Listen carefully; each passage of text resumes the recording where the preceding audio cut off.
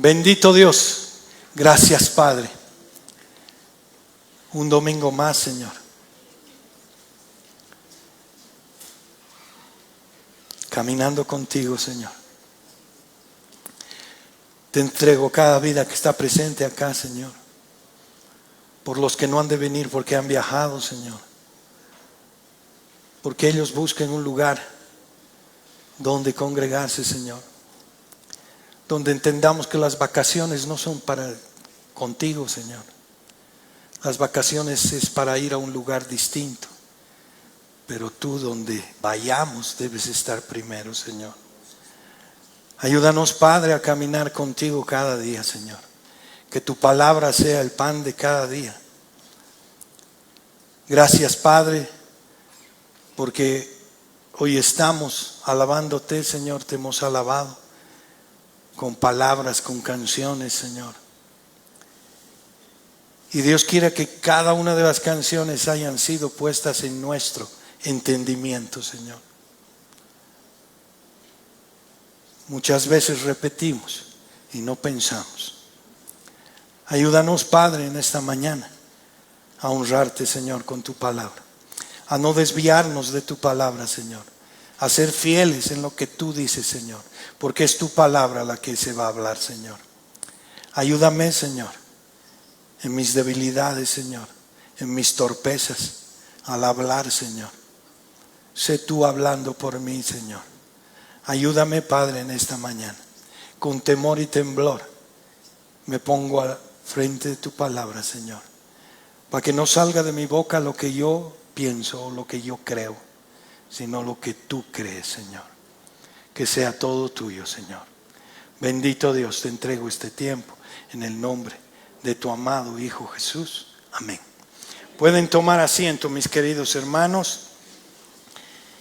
Y bueno, es un día que vamos a ir continuando viendo lo que hemos estado viendo de domingo tras domingo, que es el Evangelio según Marcos. Y hermanos, es tan importante concentrarnos en lo que está en su palabra y tener clarísima la cosmovisión bíblica que debemos tener como cristianos. Somos luz y sal. No es que solo nos hemos llenado de conocimiento, sino que tenemos que ser distintos según la palabra.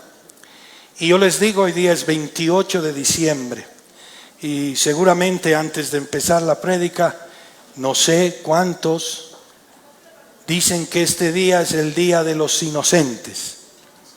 Muchos hemos jugado en familias, pero creo que la verdad nos tiene que hacer libres. Y tenemos que pensar cuál es el origen de esta conmemoración, que todos los años a veces lo hacemos sin darnos cuenta. La fecha se asocia tradicionalmente con Mateo 2, del 16 al 18. Es la matanza de los niños en Belén, ordenada por Herodes al intentar eliminar al Mesías. La antigua iglesia conmemoraba este hecho como un día de duelo y memoria, no de burla. Los inocentes eran niños mártires, víctimas de la maldad del poder político. Y miren, nunca fue un día de bromas. Convertir una tragedia en un juego no es una distorsión posterior. Deriva de una cultura pagana. ¿Y por qué contradice la cosmovisión bíblica, hermanos? Y ahí tenemos que preguntarnos, porque si leemos la palabra, tenemos que decir ¿por qué contradice? Normaliza la mentira. La burla normaliza la mentira. ¿Qué más hace? Se burla de la ingenuidad. ¿Qué más hace? Celebra lo que Dios aborrece, la mentira. Distorsiona una tragedia bíblica. Miren, todo lo que cuando uno va a la Biblia y dice, ¿qué es esto? ¿Qué es lo que voy a decir? ¿Y qué es lo que voy a enseñar a mis hijos? No podemos pasarlo de lado. Tenemos que ser conscientes. Y hermanos, es una pequeña introducción, pero no podía no decirlo, porque en mi día a día, en mi caminar, me cuestiono cada día más lo que yo hacía o lo que lo veía normal y digo, ¿qué dices tú, Señor? Y es ahí donde deberíamos arraigarnos. Y bueno, hoy día vamos a continuar lo que es el Evangelio según Marcos, capítulo 11 del 1 al 19. Y el título de la prédica es El rey que entra y no cumple nuestras expectativas. Acá el mensaje es fuerte, es duro, porque si lo leemos como una narración, no pasa nada. Pero cuando comenzamos a hurgar más adentro, comienzan a salir las cosas. Y vamos a tener una estructura de desarrollo. Y en esta estructura voy a hacer una introducción, como siempre la hago general, de los capítulos del 1 al 9. Y voy a hacer una introducción al contexto de Marcos inmediata, que es Marcos 10 del 1 al 52. Y después vamos a ver una parte donde vamos a ver del 11, del 1 al 11, del capítulo 11, de los versos 1 al 11, y la entrada triunfal, que le vamos a decir el rey revelado. Y la pregunta que vamos a responder en esta parte es, ¿qué clase de rey es Jesús? ¿Y qué revela su entrada a Jerusalén sobre su reino? Para que ustedes siempre estén pensando mientras voy desarrollando en estas preguntas. La segunda parte es la higuera sin fruto, juicio profético. Y la pregunta que responde a este texto dice, ¿qué hace el rey cuando encuentra un pueblo religioso sin el fruto que demanda? De ahí vamos a ver dos puntitos dentro de este punto: la purificación del templo, que es el juicio activo, y la reacción religiosa, el rechazo al rey. Y por último vamos a ver una conclusión y un llamado. Amén. Empezaremos. A ver, en la introducción del Evangelio del 1 al 9, Marcos presenta a Jesús en acción. Como siempre les digo, les recuerdo qué es lo que hemos ido viendo, revelando quién es por medio de lo que hace. Desde el inicio queda claro que Jesús es el Hijo de Dios, no hay duda. El siervo sufriente, el Mesías que avanza con autoridad, pero también hacia la cruz, hacia su muerte. De los capítulos 1 al 3, muestra la autoridad sobre demonios, enfermedad y pecado. Jesús actúa como nadie más. De los capítulos 4 al 5 demuestra la autoridad sobre la naturaleza, el mundo espiritual y la muerte. El reino irrumpe con poder. Eso está mostrando. De los capítulos 6 al 8 va un creciente rechazo. La multitud quiere milagros, pero no compromiso.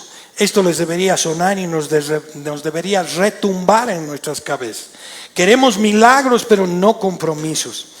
Pedro confiesa que Jesús es el Cristo en el 8:29, en el capítulo 8 y verso 29.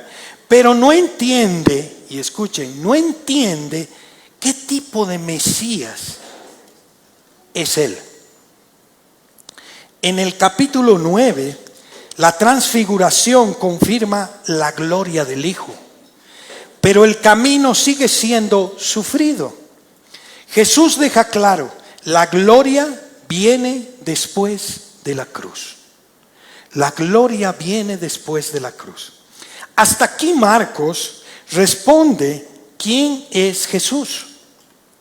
Pero queda pendiente una pregunta decisiva. ¿Qué significa seguirlo verdaderamente? Deberíamos preguntarnos, ¿qué significa seguir a Jesús? Y la preintroducción de Marcos 10, del 1 al 52, antes de entrar al capítulo que vamos a desarrollar, este capítulo 10 es un capítulo de formación de sus discípulos. ¿Por qué? Porque habla del matrimonio, habla del divorcio, y que el divorcio dice que es por la dureza de nuestros corazones, ¿sí? Y lo ha desarrollado el pastor Bruce muy bien. Habla de ser niños. ¿Por qué de ser niños? Si quieren recibirme a mí, deben ser como estos niños, dice, ¿no? ¿Por qué? Porque los niños confían plenamente. Habla sobre las riquezas, habla sobre el liderazgo y servicio. El que quiere ser primero debe ser el que sirve. Al revés. El mundo, el liderazgo es no, tú eres el que mandas. Aquí es al revés. Y les está mostrando eso. La fe que persiste también les muestra. Todo ocurre, este capítulo 10, todo ocurre en el camino a Jerusalén, donde Jesús anuncia 3 veces su muerte. Los discípulos siguen sin entender. Quieren tronos. Jesús habla de la cruz. Esto prepara el escenario para Marcos 11. Jesús entra a Jerusalén como rey, pero no como ellos esperaban. Y aquí vamos a Marcos del 11, del 1 al versículo 11, la entrada triunfal, el rey revelado. Y voy a leer.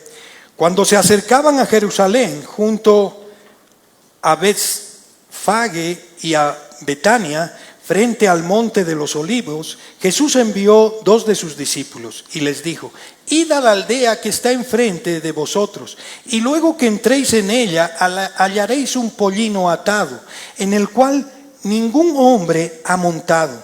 Desatadlo y traedlo. Y si alguno os dijere: ¿por qué hacéis esto?, decid que el Señor lo necesita y que luego se lo devolverá. Fueron y hallaron el pollino atado fuera de la puerta, en el recodo del camino, y lo desataron. Y uno de los que estaba allí les dijeron: ¿qué hacéis desatando el pollino? Ellos entonces les dijeron como Jesús había mandado, y los dejaron. Y trajeron el pollino a Jesús y echaron sobre él sus mantos, y se sentó sobre él. También muchos tenían sus mantos en el camino, y otros cortaban ramas de los árboles y los tendían sobre el camino. Y los que iban delante y los que venían detrás daban voces diciendo: Hosana, bendito el que viene en el nombre del Señor, bendito el reino de nuestro padre David que viene, hosana en las alturas. Y entró Jesús en Jerusalén y en el templo, y habiendo mirado alrededor todas las cosas, como ya anochecía, se fue a Betania con los 12. Pregunta que responde este texto: ¿qué clase de rey es Jesús y que revela su entrada a Jerusalén sobre su reino? ¿Y qué clase de rey es Jesús y qué revela su entrada a Jerusalén sobre su reino? Esa es la pregunta. Y miren, aquí en el texto del 1 al 6 que hemos leído, que acabamos de leer, no nos permite ser neutrales.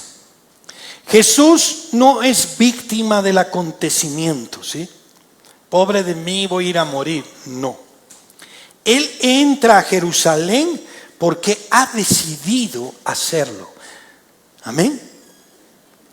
Nada es improvisado, hermanos.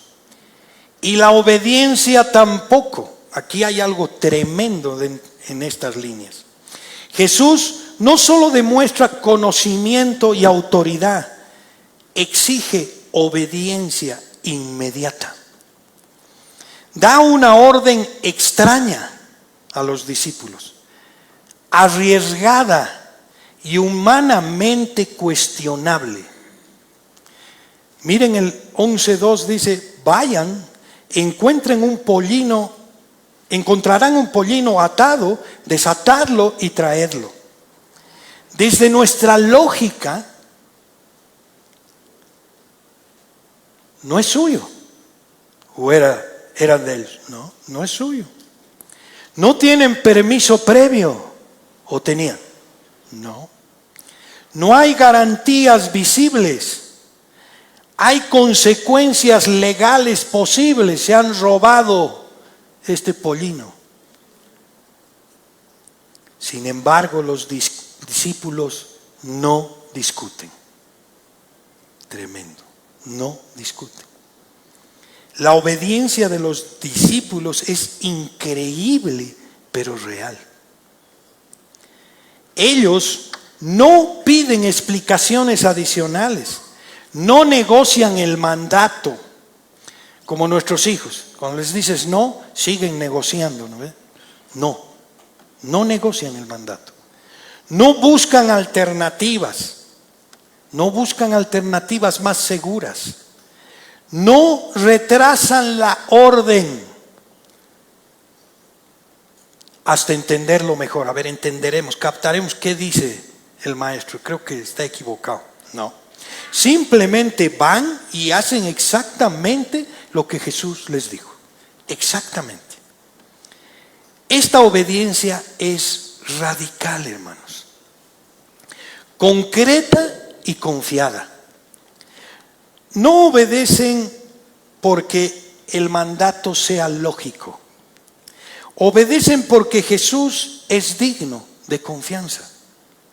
Digno de confianza. Obedecen sin garantías visibles. Jesús no les da un plan B. Solo una palabra. El Señor lo necesita. ¿O no somos nosotros del plan A, B, C, D, F, G, H, I, J? Tenemos 10,000 planes. Cuando todos se pudren, Señor, ayúdame. No, esto es al revés. Obediencia plena. Y esa palabra de Jesús fue suficiente. Esto revela una verdad realmente incómoda para nosotros. Es incómodo. Queremos obedecer cuando todo está claro, todo. Los discípulos obedecen porque Cristo habló. En el reino de Dios, la explicación nunca precede a la obediencia. La fe bíblica no es ciega, hermanos, pero sí sumisa. Sabemos en quién creemos y cómo hemos creído en su obra, pero no es ciega, pero es sumisa. Los discípulos caminaban hacia una situación potencialmente conflictiva, confiando ¿en qué? En la autoridad de Jesús que los precede, la voluntad de Jesús que los cubre, el propósito de Jesús que cumpliría. Y el texto confirma, en el versículo 6 dice, y los dejaron. Les dijeron, no lleven, no, los dejaron. Y lo que parecía absurdo resulta perfectamente ordenado por la soberanía de Cristo. Él es soberano. ¿Por qué nos preocupamos tanto? ¿Por qué pensamos que influimos en todo? Él es soberano. Él sabe. Y aquí viene una aplicación directa a nosotros y realmente que nos va a confrontar y que me ha confrontado cuando leo, cuando estudio. Nuestra realidad de hoy es opuesta. Analizamos más de lo que obedecemos, hermanos. Espiritualizamos la desobediencia, llamándola prudencia. Exigimos certeza antes de movernos. Pero el discípulo bíblico funciona al revés. Primero obediencia, luego comprensión. Veamos la Biblia, algunos ejemplos. No me estoy inventando. Saúl, obediencia parcial disfrazada de prudencia espiritual. Esto lo van a leer y lo han debido leer varias veces en Primera de Samuel del 15, capítulo 15 del 1 al 23. No lo voy a leer ahora porque no vamos a alcanzar. Dios fue claro en este pasaje. Destruir todo amalecita. Todo, dice, todo. Saúl analiza, ajusta y decide obedecer a su manera. ¿Qué hace? Perdona al rey Agag. Guarda lo mejor del ganado. Luego lo justifica espiritualmente. Lo guardé para ofrecer sacrificio a Jehová. Miren, esto es exactamente espiritualizar la desobediencia. Samuel lo confronta sin rodeos y le hace esta pregunta: ¿se complace Jehová tanto en los holocaustos como en que se obedezca a sus palabras? ¿En qué se complace? ¿En nuestros sacrificios o en nuestra obediencia? Hay un principio claro. Cuando obedecemos parcialmente, no estamos siendo prudentes, estamos siendo rebeldes. Otro ejemplo, Jonás. En el texto de Jonás, de capítulos del 1 al 4, el mandato fue directo: levántate y ve a Nínive. Jonás no dice no, verbalmente no dice no, simplemente va a otra dirección. ¿Por qué? Consideraba que Nínive no merecía su misericordia de Dios. Analiza las consecuencias, decide que su juicio es mejor que el de Dios. Jonás no desobedece por ignorancia, sabía lo que tenía que hacer, sino por exceso de razonamiento y de una moral propia. Esto no es justo, es que estos se salven. Moral propia. Aquí hay un principio claro que todos nosotros tenemos: analizar la voluntad de Dios para decidir si la obedecemos. Ya es desobediencia, ya es. El joven rico que el pastor Bruce predicó el capítulo 10 exige certezas antes de soltar. ¿Qué me falta? Porque todo ya lo he hecho, le dice el joven rico en el capítulo 10. Jesús le da una instrucción concreta: vende todo y sígueme. El joven no discute, no contradice, simplemente no obedece, se entristece y se va. ¿Por qué? Quiere vida eterna, y escuchen, quiere vida eterna, pero no sin garantías, no sin seguridad material. Quiere comprender el resultado antes de obedecer. Principio para nosotros: cuando exigimos certeza antes de obedecer, ya hemos elegido nuestro ídolo.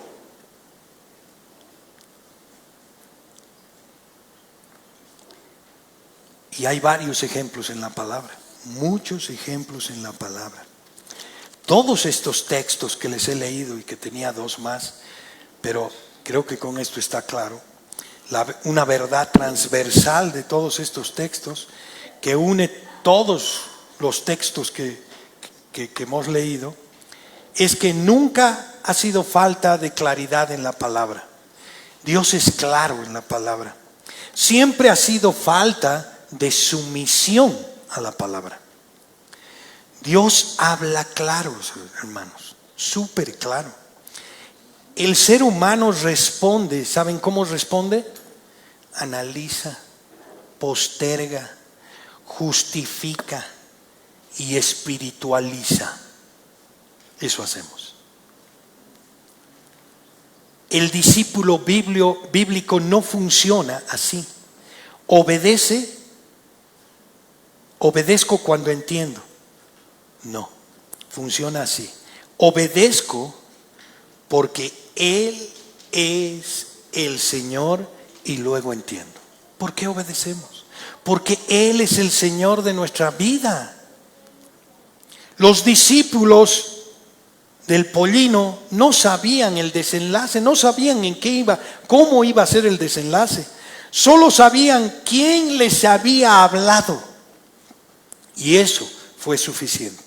La pregunta final, que no es teología, sino práctica, y les hago a cada uno de nosotros, a mí y a ustedes: ¿estamos obedeciendo a Cristo o solo explicando por qué no lo hacemos? Pregunta para nuestro corazón. La obediencia no nace de un entendimiento total, sino de confiar en aquel que todo lo sabe. Dios todo lo sabe. ¿Qué tengo que analizar? Los discípulos no entendían la escena completa, pero confiaban plenamente en la voz de su maestro. Lo verdaderamente increíble de este texto no es solo que Jesús supiera todo. Lo increíble es que hubo discípulos dispuestos a obedecer sin condiciones. Es increíble. Y la pregunta queda abierta: ¿obedecemos solo cuando el mandato nos parece razonable o porque Jesús es el Señor? Señor, creo que esto no es tan razonable, creo que no es tuyo. Y miren, seguimos con el 7 y el significado del pollino. El versículo 7 dice: y trajeron el pollino a Jesús y echaron sobre él sus mantos y se sentó sobre él. Este detalle no es simbólico, no lo es. No es algo superficial, es una declaración teológica, hermanos, política y espiritual, profundamente confrontativa. Marcos quiere que el lector lo entienda de esta manera: el animal que Jesús elige es una decisión cargada de un mensaje tremendo. Jesús elige cómo entrar. No es una cuestión de solo logística, es una proclamación visible. En el mundo antiguo, hermanos, viendo el contexto, el caballo representaba guerra, conquista e imposición. El pollino representaba paz, mansedumbre y realeza legítima en tiempos de reconciliación. Jesús rechaza deliberadamente el símbolo del poder violento. Esto no es debilidad, hermanos, es una definición del reino. En Zacarías 9:9, en su contexto completo, el texto dice: he aquí tu rey viene a ti, justo y salvador, humilde y cabalgando sobre un asno. Pero el versículo siguiente aclara, porque si nos quedamos ahí, aclara todo su alcance. En Zacarías 9:10, destruirá los carros de Efraín y los carros de Jerusalén, y los arcos de guerra serán quebrantados, y hablará paz a las naciones. El Mesías no gana usando los instrumentos de guerra, hermanos. Los desmantela.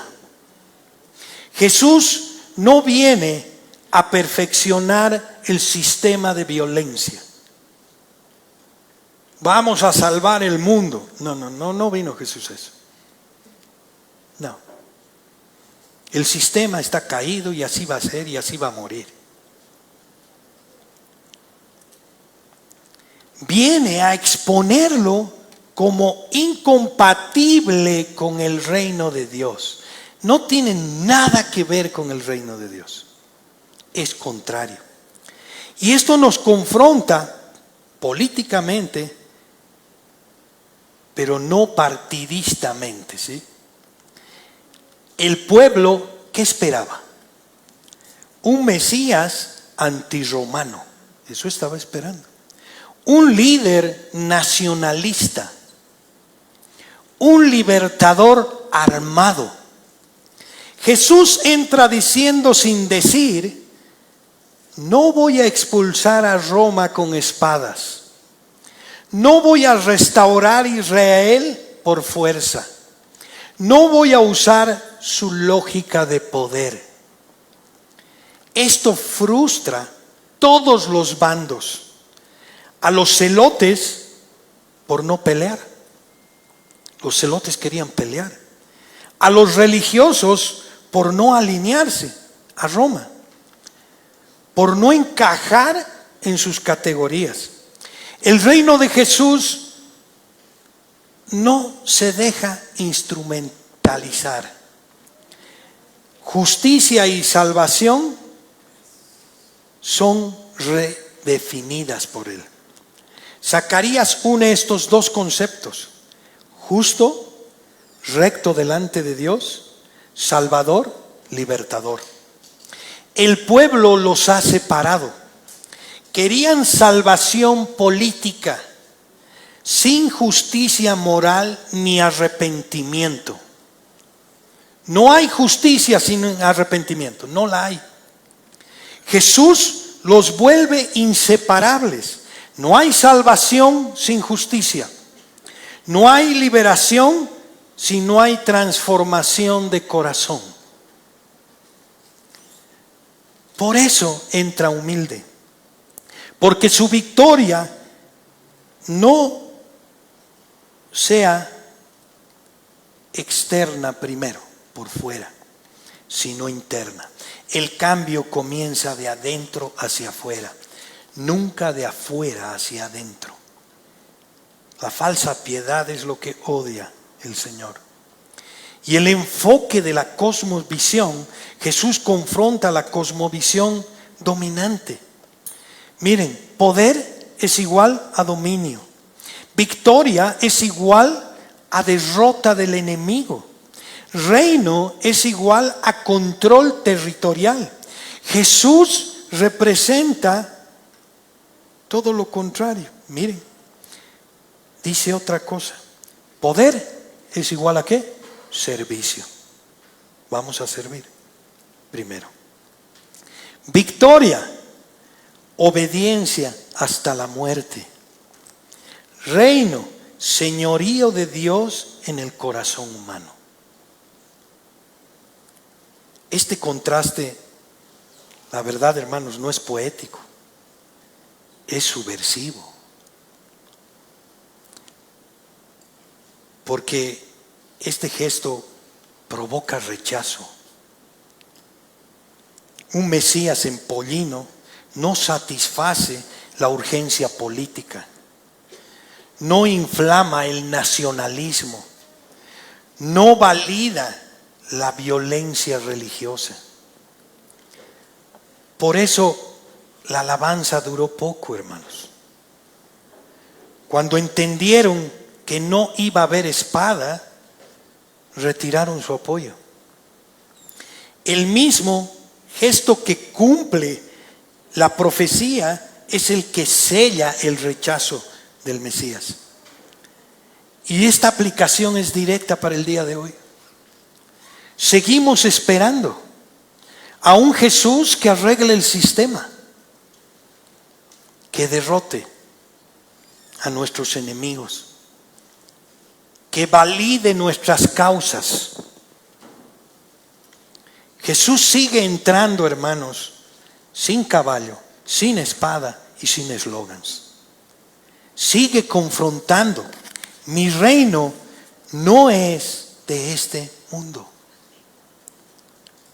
Es una verdad final a subrayar. Jesús no vino a conquistar por fuerza, vino a vencer por obediencia. Y esa forma de reinar sigue incomodando el día de hoy. No queremos obedecer. Aceptar al rey del pollino implica renunciar al poder según el mundo y abrazar la cruz como el camino del reino. Ese es el escándalo y también la gloria del Evangelio. Los versos del 8 al 10 continúan y aquí viene la respuesta de la multitud. También muchos tenían sus mantos también muchos tendían sus mantos por el camino y otros cortaban ramas de los árboles y los tendían por el camino. Y los que iban delante y los que venían detrás daban voces diciendo: Hosana, bendito el que viene en el nombre del Señor, bendito el reino de nuestro padre David que vino, Hosana en las alturas. Este es un momento clave, decisivo, porque aquí se revela la fragilidad de una fe basada en expectativas y no en convicción. El texto no describe solo a la multitud de Jerusalén, nos está describiendo a nosotros, hermanos.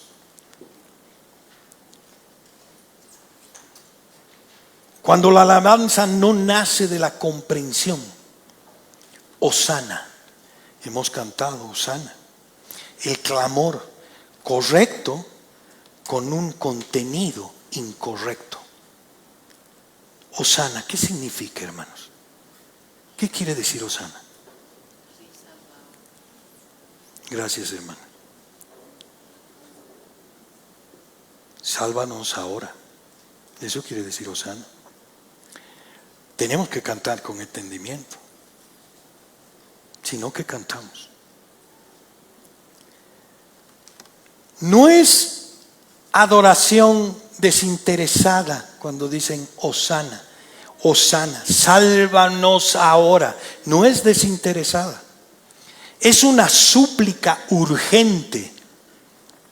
El problema no es el grito, hermanos, sino la expectativa detrás de ese grito. Ellos claman no por arrepentimiento, no por restauración espiritual, sino por liberación inmediata de Roma. Gritan a Jesús, pero le dictan cómo salvarnos. ¿No suena casi igual a lo que hacemos? Hacemos todo y le decimos: Señor, bendice lo que he hecho. ¿Cómo? Si no bendice, dices: pucha, qué mal. ¿Por qué me has hecho esto? Al revés. Y aquí viene un principio. Podemos, y esto es fuerte, hermanos, podemos usar palabras bíblicas mientras seguimos fines no bíblicos. Durísimo. El Salmo 118, que la Escritura está citando, sin obediencia entendida es complicada. Esta multitud está citando este salmo. Bendito el que viene en el nombre del Señor. Reconocen un enviado de Dios, bendito, una esperanza mesiánica, un reino venidero, eso están diciendo. Pero ignoran el corazón del salmo que incluye, y eso es lo que hacemos muchas veces. En el Salmo 118, 22 dice: la piedra que desecharon los edificadores. Citan el texto de exaltación para exaltar a Dios, pero rechazan el texto que confronta. No nos gusta que nos confronte la palabra. Es posible celebrar la Biblia sin someterme a ella. Son palabras duras, hermano. Puedo celebrar, Hosana, sálvame, Señor, pero cuando ya tengo que obedecer, no obedezco. El reino, hermanos, un rey reconocido, pero redefinido. Dicen, el reino de nuestro padre David. Esperan una restauración política, gloria nacional, dominio territorial. Jesús ofrece un reino eterno, una justicia mucho más profunda, un trono que pasa por la cruz. El choque es inevitable, hermanos. No es que Jesús falle, es que no cumple su versión del reino. Jesús está cumpliendo la versión del reino para cada uno de nosotros. La alabanza condicionada, mientras Jesús funcione. La multitud alaba, ¿por qué? Hay esperanza, hay emoción, hay posibilidad de cambio inmediato, por eso estaba alabando. Pero esa alabanza tiene cláusulas ocultas.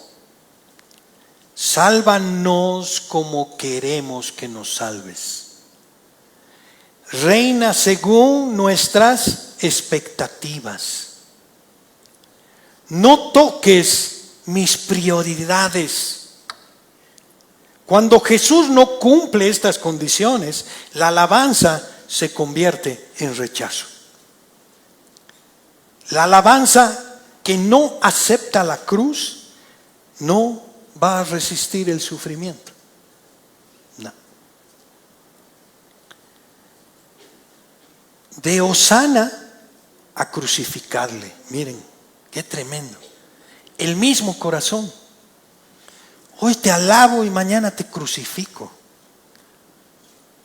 No es necesaria otra multitud para crucificarlo. Es el mismo corazón humano, es mi corazón.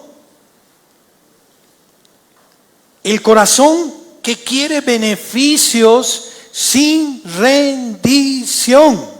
No quiero rendirme a su señorío, pero quiero sus beneficios. Quiero que ser feliz, quiero que me des esto, quiero que mi familia esté bien, quiero que mis hijos estén bien, pero yo no me rindo.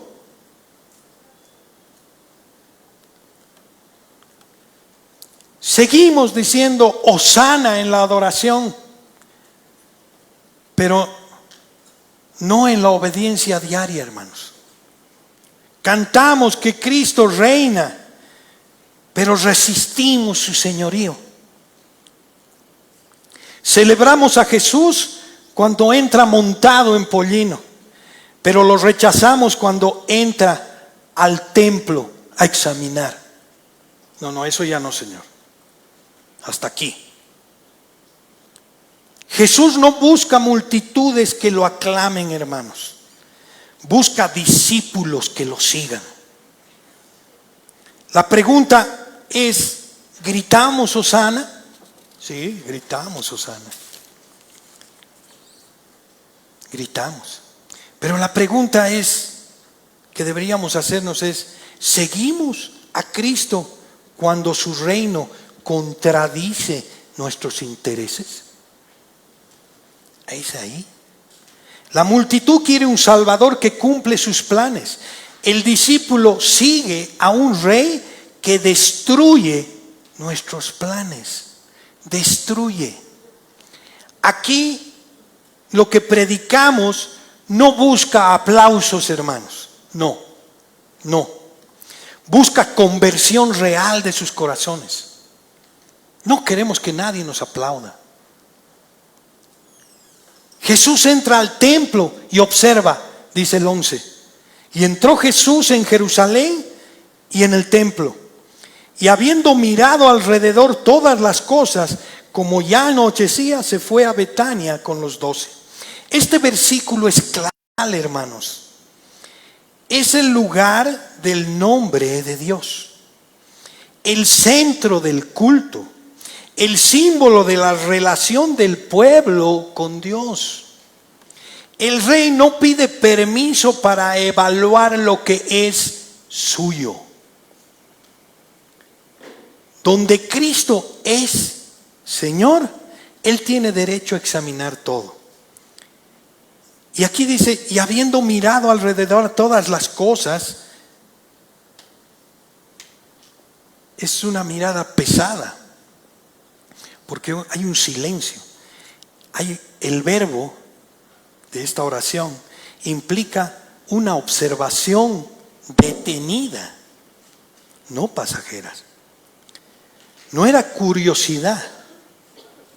Jesús mira el sistema religioso. Mira, las prácticas normalizadas, lo que otros consideran funcional. Esto es funcional y lo hago. No mira con prisa ni con emoción, no. Mira con autoridad y discernimiento santo. Y aquí hay una verdad incómoda. La actitud religiosa nunca impresiona al rey. Por más que yo esté vestido así como un terno, wow, y digan, uy, este parece más santo, parezco. Eso es externo. Pregúntenme a mi esposa si soy santo en mi día a día. No lo soy, hermanos. Peleo cada día. No es por fuera. Nunca, la actividad religiosa nunca impresiona al rey. ¿Saben qué impresiona? La fidelidad. La fidelidad lo impresiona. Como ya anochecía, dice, se fue. Es un silencio que inquieta. El Rey de Reyes vino y miró y se fue. ¿Qué está pensando? Jesús no enseña ese momento, no confronta, no purifica aún, se retira. Esto no es indiferencia, es paciencia santa. En la Escritura, el silencio de Dios muchas veces precede, ¿qué precede? Disciplina, juicio correctivo y exposición del pecado.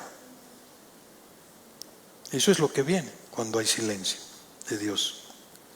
El problema no es cuando Dios confronta. El problema es cuando observa y espera. La evaluación antes de la acción es lo que hace divinamente. Antes evalúa y después ¿qué viene? Es un patrón divino. Dios nunca actúa impulsivamente. Evalúa Sodoma, observa a Israel, escuchó el clamor de Egipto. Jesús actúa como Dios mismo. Miren, el juicio que vendrá está en lo que vamos a leer del 15 al 19. Ese juicio va a venir. Y fue decidido ¿dónde? En Marcos 11:11, en su silencio, en la observación. El tiempo entre la evaluación y la confrontación es una oportunidad de arrepentimiento. Nos está dando tiempo. Y el templo es un espejo de nuestra fe. Hoy el templo no es un edificio. Somos el templo del Espíritu Santo. La iglesia es la casa espiritual. Jesús sigue entrando, hermanos, a congregaciones, a ministerios, a corazones. Y sigue mirando motivaciones. ¿Por qué lo haces? ¿Por qué vienes acá? ¿Por qué? Prioridades, sigue mirando. Compromisos reales. La pregunta no es si Jesús entra, hermanos, sino ¿qué encuentra cuando entra? Esto es para temblar. ¿Qué encuentra cuando entra? ¿Qué está encontrando en tu corazón? Muchos hermanos y hermanas confunden la paciencia con aprobación, silencio con indiferencia, retraso con permiso. Pero la Escritura es clara: al que ama, disciplina.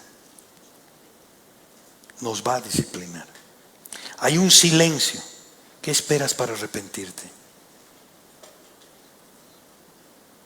el hecho de que Jesús aún no haya volcado mesas no significa que esté satisfecho. No. El rey ya llegó, hermanos. La evaluación ya comenzó. Nos está evaluando todos los días. La confrontación va a venir. No nos vamos a librar de esa confrontación cara a cara, no. La pregunta final no es, ¿entró Jesús al templo? Más bien la pregunta debería ser, ¿está su casa alineada a su santidad? ¿Está? El silencio del rey no es ausencia, hermanos. Es misericordia antes del juicio. ¿Qué esperas para arrepentirte? ¿Qué esperas para ir a rendir todo lo que está en tu corazón? En Marcos 11:11 nos obliga a decidir: arrepentimiento ahora o confrontación después. Ese es el peso de este texto. Es súper pesado. ¿Qué quieres? Y ahí viene la segunda parte donde está la higuera sin fruto, juicio profético. Y vamos a leer del 12 al 19, pero antes voy a leer del 12 al 14 y lo voy a ir exponiendo. Al día siguiente, dice, salieron de Betania. Cuando salieron de Betania, tuvo hambre. Y viendo de lejos una higuera que tenía hojas, fue a ver si tal vez hallaba en ella algo. Pero cuando llegó a ella, nada halló sino hojas, pues no era tiempo de higos. Entonces Jesús dijo a la higuera: nunca jamás coma nadie fruto de ti. Y lo oyeron sus discípulos. La pregunta que vamos a responder en todos estos textos es: ¿qué hace el rey cuando encuentra un pueblo religioso sin fruto que Dios demanda? No es un berrinche, hermanos, es una señal profética. Jesús tiene hambre. La higuera tiene hojas, pero no fruto. La higuera representa a Israel. Apariencia religiosa sin fruto espiritual. O sea, tenían una apariencia de piedad, pero no había fruto. En el Antiguo Testamento la higuera simboliza al pueblo. Está en Oseas 9:10, está en Jeremías 8:13, lo pueden leer en sus casas. Y vayan y lean, cuidado les esté mintiendo. Y hay un principio teológico, donde Dios busca fruto y solo encuentra apariencia, el juicio es inevitable. Hay una aplicación directa. Mucha hoja, mucha actividad, Estoy ocupado todo el día con mis actividades para Dios. Hago esto, hago aquello. Muchos programas. Lenguaje espiritual. Ya sé, la jerga espiritual, ya sé. Dios te bendiga, Dios, gracia, paz. Hay que amar al hermano, hay que amar al prójimo. Poco fruto, poco. No hay arrepentimiento, poco. No hay justicia, no hay santidad. La santidad está en las 4 puertas cuando voy a dormirme. Ahí está la santidad, en lo que pienso. Arrepentimiento. ¿Cuántas veces van al final de la noche y dicen: Señor, me arrepiento de mentir, me arrepiento de robar, me arrepiento de ser malo con mi prójimo, de haber odiado a esta persona? No, Señora, me arrepiento de todo lo que hice mal. Y el Señor te debe mirar y decir: ¿y qué? ¿No te estás arrepintiendo? Ligeros, no hay arrepentimiento. Pero sí actividades, programas, lenguaje espiritual. Queremos participar en todo, pero no hay arrepentimiento, no hay justicia, no hay santidad. La esterilidad espiritual siempre es desobediencia a Dios, hermanos. Y aquí hay una transición. La higuera explica el templo. Y el templo explica la higuera. Y aquí viene la purificación del templo. Es un juicio activo. En Marcos del 15 al 19 dice: vinieron pues a Jerusalén y entrando Jesús en el templo, comenzó a echar fuera a los que vendían y compraban en el templo, y volcando las mesas de los cambistas y las sillas de los que vendían palomas, y no consentían que nadie atravesara el templo llevando utensilio alguno, y les enseñaba diciendo: ¿no está escrito: mi casa será llamada casa de oración para todas las naciones? Mas vosotros la habéis hecho cueva de ladrones. Y la oyeron los escribas y los principales sacerdotes, y buscaban cómo matarle, porque le tenían miedo, por cuanto todo el pueblo estaba admirado de su doctrina. Pero al llegar la noche, Jesús salió de la ciudad. Jesús no reforma, confronta, vuelca mesas, interrumpe el sistema, no dialoga con la corrupción. El templo funcionaba, pero no glorificaba a Dios. Puedo hacer cosas para Dios y Dios no estar ahí.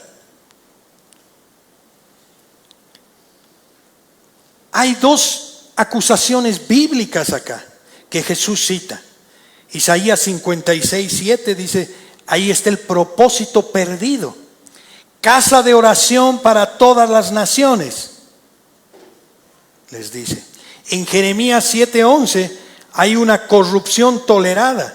Cueva de ladrones, les dice. El problema central es cuando la religión bloquea a Dios.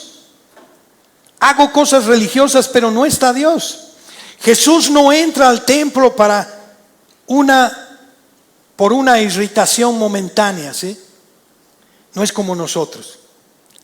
Entra porque el sistema mismo se había vuelto enemigo del propósito de Dios. No era comercio en sí, hermanos, era exclusión espiritual. El contexto bíblico acá es clave para entender. El comercio se realizaba en el atrio de los gentiles, el único espacio donde las naciones podían acercarse a orar. Dios había dicho: mi casa será llamada casa de oración para todas las naciones, en Isaías 56:7. Pero ese espacio fue ocupado, ¿por qué? Por animales, cambistas, ruido, intereses económicos. El lugar destinado para el extranjero, para que se acerque a Dios, fue convertido en un mercado religioso. En Isaías 56 dice: Dios promete incluir al extranjero fiel, pero ellos lo estaban excluyendo porque su espacio estaba ocupado. En Marcos 11 dice: la religión le quita el espacio.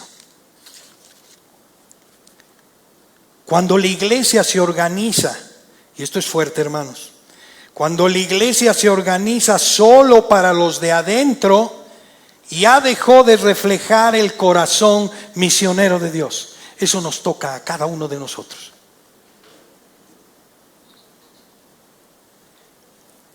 La religión convertida en negocio, cuando lo sagrado se monetiza, el sistema. Animales estaban aprobados, es lo que estaban ofreciendo para los sacrificios, pero a precios inflados. Cambio de monedas obligatorio, sacrificios regulados por conveniencia. Todo era legal, pero no justo, hermanos. Usaban la necesidad espiritual del pueblo para lucrar. Ezequiel, por favor. Ejemplo bíblico. Ezequiel 34 dice: pastores que se apacientan a sí mismos. Miqueas 3:11, líderes que enseñan por precio y luego dicen: ¿no está Jehová entre nosotros? Dios nunca, hermanos, condenó el sustento del ministerio, no. Condenó el uso del ministerio para beneficio personal. El beneficio personal usando el nombre de Dios. Por eso Jesús cita cueva de ladrones, Jeremías 7. No se refiere a robos comunes, hermanos, sino a corrupción religiosa institucionalizada. A eso se refiere. En Jeremías 7, en el capítulo 7, el pueblo confiaba en el templo como amuleto, templo de Jehová, mientras vivían en pecado. Usaban la religión para encubrir una vida no transformada. Cuando la fe se usa para proteger el pecado, Dios lo va a confrontar. No hay vuelta. Dios no tolera sistemas religiosos, hermanos, que bloquean su gracia porque distorsionan su carácter y traicionan su misión. No es crítica a formas, hermanos, es una denuncia a estructuras que impide el acceso a Dios, distorsiona el evangelio y normaliza la injusticia. La aplicación es contundente, ya para terminar, para el día de hoy. Es la exclusión moderna. Iglesias cerradas al diferente. Nos cerramos. Lenguaje solo para iniciados. Conocemos cómo hablamos, lenguajes internos, frases aprendidas, que solo las conocen gente que es antigua en la iglesia. Prioridades internas que olvidan la misión de la iglesia. Cuando la iglesia deja de ser puente, hermanos, se vuelve en barrera. El evangelio de consumo, bendiciones a cambio de aportes, espiritualidad medida por resultados económicos, donde el dinero dicta la espiritualidad, Cristo vuelca mesas. Beneficio personal espiritualizado, liderazgo que busca plataforma, ministros centrados en su imagen, uso del nombre de Dios para validar ambiciones. Dios no comparte su gloria, hermanos. No comparte con agendas personales. La religión del templo funcionaba, pero no llevaba a Dios. Hacían sacrificios, pero no había arrepentimiento. Había actividad, pero no oración. Había estructura, pero no presencia. Jesús no cerró el templo, hermanos. Cerró el sistema que bloqueaba a Dios. La pregunta, hermanos, no es ¿tenemos templo?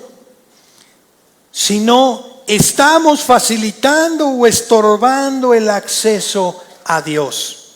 Porque cuando la religión se interpone entre Dios y las personas, el reino no negocia. El rey no negocia, purifica. ¿Y cuál fue la reacción de los religiosos? En Marcos 18 y 19, que lo hemos leído: y oyeron los escribas y los principales sacerdotes, y buscando cómo matarle, porque tenían miedo, por cuanto todo el pueblo estaba admirado de su doctrina. Pero al llegar la noche, Jesús salió de la ciudad. Los líderes no se arrepintieron, hermanos. Buscaban cómo destruirlo. El problema no fue el acto violento, sino que expuso su pecado. Y aquí hay una verdad clave.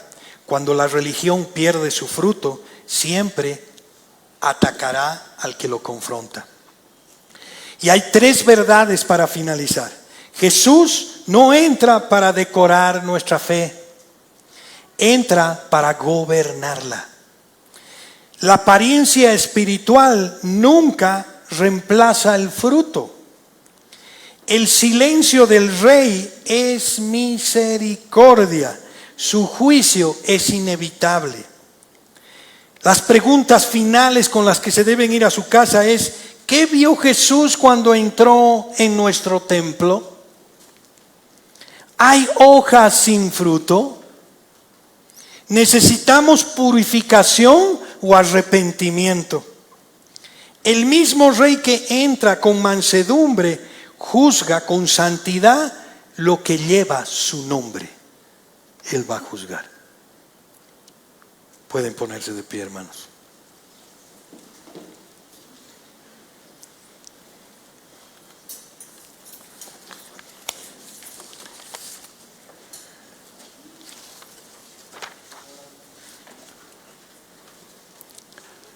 Bendito Dios.